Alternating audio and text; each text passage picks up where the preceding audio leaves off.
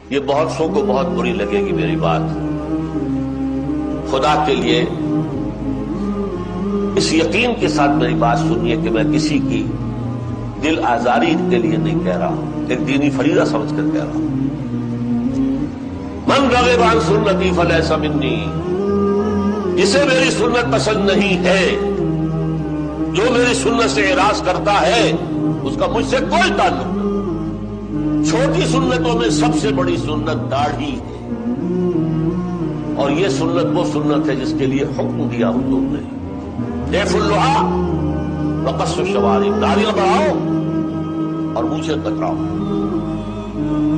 یہ صرف حضور کی سنت نہیں، تمام انبیاء اور رسول کی سنت، تمام اولیاء اللہ کی سنت، یہ مسلمان کی پہچان ہے، مسنون سنت۔ دور سے آپ کو پتہ لگے گا یہ مسلمان آ رہا ہے، ورنہ کیا پتا کوئی عیسائی ہے، کوئی بدھ پرست آدمی ہے، کوئی ہندو ہے، کون ہے کیا پتا۔